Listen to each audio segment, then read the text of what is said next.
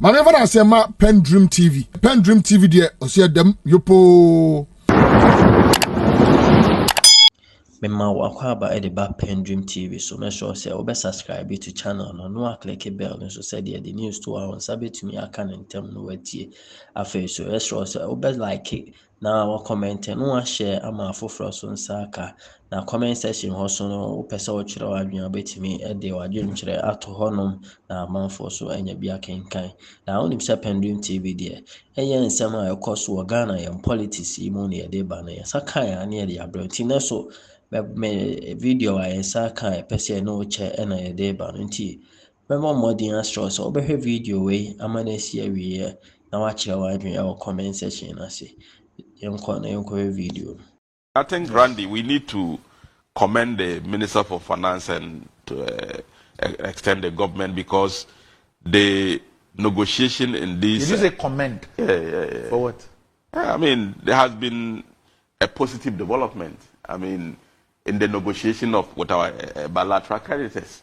Is it not positive that $4.7 billion of our debt will be cancelled? Is it not positive? Is it not going to reduce our debt to GDP ratio?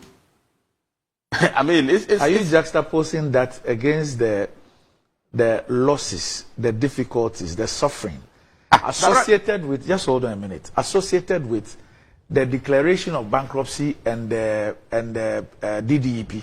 Randy, are you juxtaposing the two? Randy, when you run into difficulties, either as an individual, an institution, or a government, the next step is to get out of the trouble or the difficulty. Yes. The truth is that we have got into difficulties. No doubt about it. I have been here severally. There is no occasion that I have not sympathized with Ghanaians of the difficulties we are going through. But the fact also remains that a responsible government, once you get into difficulties, must take steps to get out of it. And if you are making progress and get out of your difficulties, you have to be commended. And I think that don't forget other countries have engaged the same bilateral creditors, and they have not gotten the favor that we have gotten. Which countries? Oh, the favors that we have gotten, $4.7 billion of our debt. Which countries? Randy, I am saying that it is a positive development that $4.7 billion out of $13 billion of our Eurobond is going to be cancelled. It's positive because it adds up to the debt my brother was referring to. So today, if $4.7 billion is being cancelled, look at the net effect on our debt to GDP ratio and what it's going to do to the economy. And beyond the $4.7 billion, another $4.4 billion will come in as cash flow. These are positive developments. It's rebounding. It's coming back. And so you cannot discount that. It means we are getting out of the difficult situation in which we find ourselves. Even look at what is GDP growth for the first quarter of this year. I mean, 4.7%. It's positive. So just as we lament over the difficulties, we must begin to appreciate the positives that are emerging, that Ghana is getting out of the difficulties. And so, Randy, I don't see why in the media space the only thing we will do is about negativity. We can't do that. And I heard. Well, maybe you are not a victim. Oh. Or you've not been affected. Randy, Yes, hold on. Randy. Maybe you've not been affected my by. disposition has never been in a way that I'm not talking about your disposition. I don't sympathize with people. I'm not talking about your disposition. I'm saying that maybe you're not a victim of what has happened. But if you are a victim, you will not say that on the basis of the kind of irresponsibility or recklessness that sent us into that ditch, there should be commendation, Randy, for what has happened. Randy, you are not whether you have juxtaposed what has happened to this economy, this decision, as against what you are asking us to commend for. Randy, you are not being fair to the issues. I am saying that when you run into difficulties, you accept, you take responsibility. Government has taken responsibility for the difficulties that we have had. No doubt about it. Nobody has said that. Nobody is celebrating people suffering. No.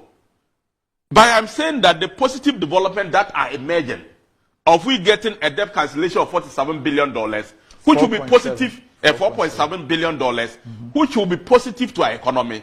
We must commend the people who engaged our external creditors, our bilateral creditors, in reaching this agreement. How is that a problem? That there are difficulties.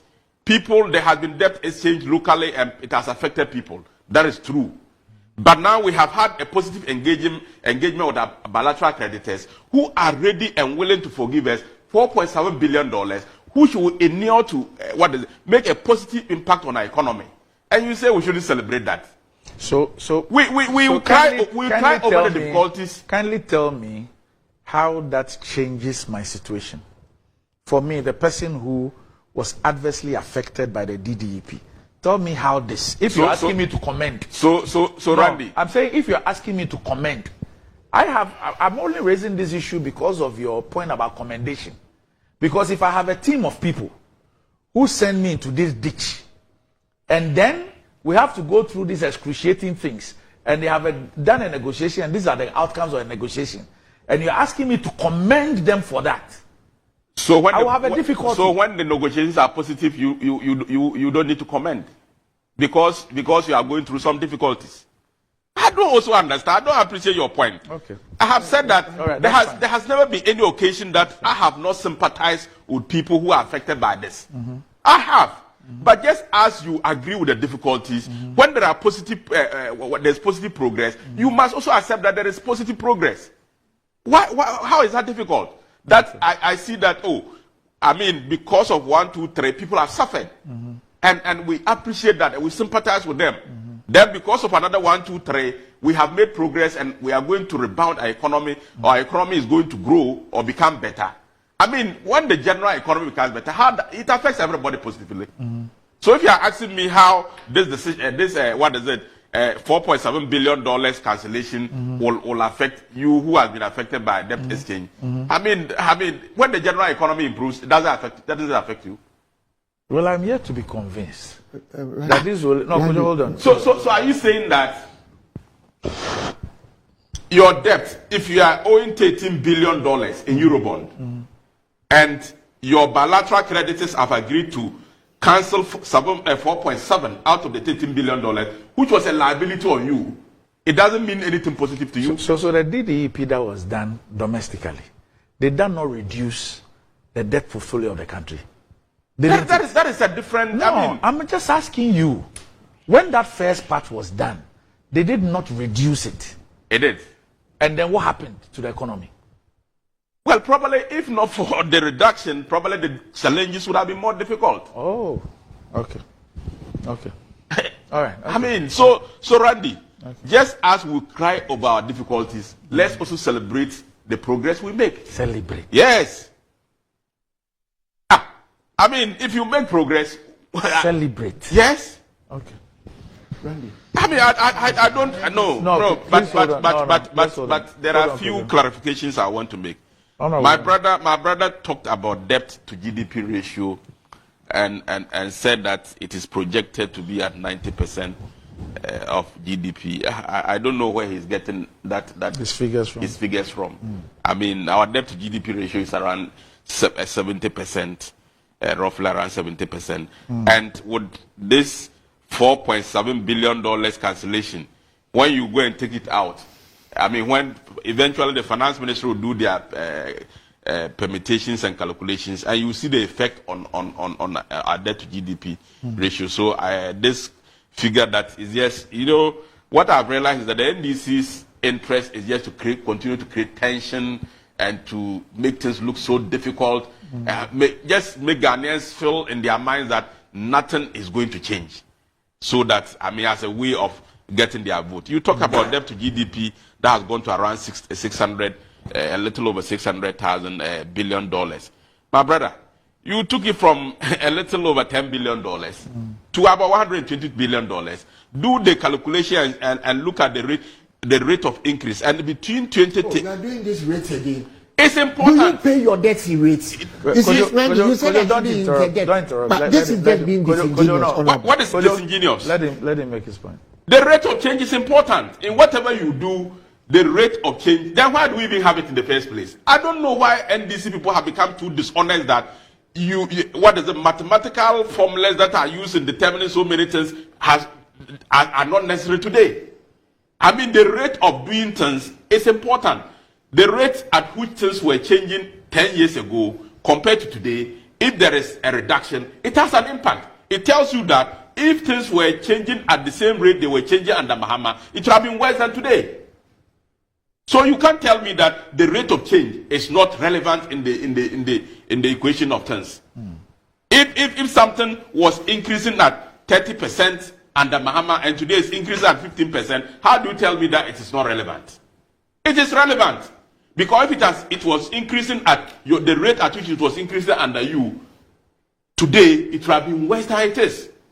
So nobody has said that, the debt situation is the ideal thing. But it is also important to point out that the rate at which our debt was increasing under President Mahama and the NDC, if they were in charge today and were increasing at the same rate, it would have been worse than it is.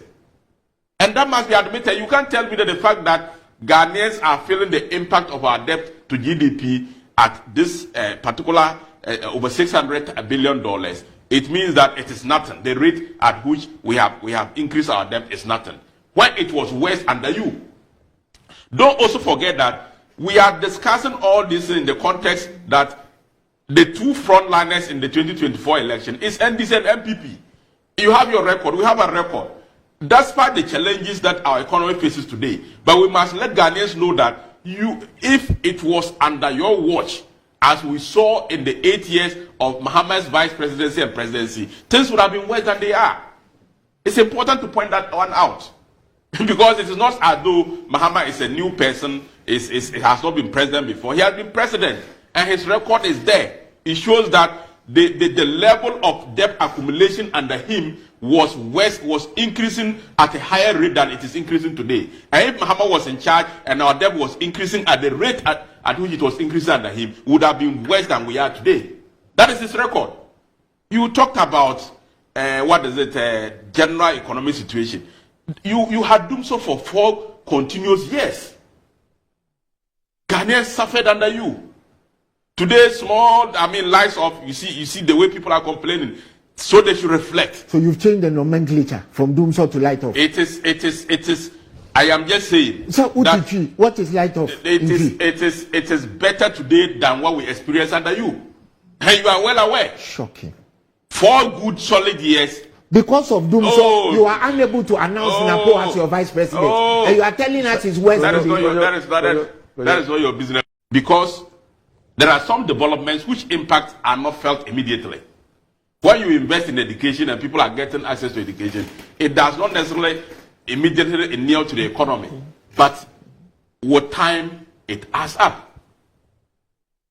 And like I said, one of the biggest challenges of Ghana's development, if you go and check why we are not developing, is high illiteracy rate. So if you have a government that is investing so much in making people literate, at least people can read and write, then you can imagine the consequences on the economy in the next 10 years. It is enormous. But today, anybody can say that nothing is happening and all that because of political expediency. But anybody from the bottom of his heart, in spite of these challenges, we are having free secondary education, we are having nurses and teacher training allowances being paid, and generally the social intervention, self-insurance is doing better than it was doing under President Mahama. All that electricity prices today, you complain that are high. That is true. But go and check. Mahama in increased electricity prices by 6 times and increased by 66%. Today, the increment that we have had, because when we came to power in 2017, we reduced electricity 17% and 30% respectively for domestic users and then commercial users.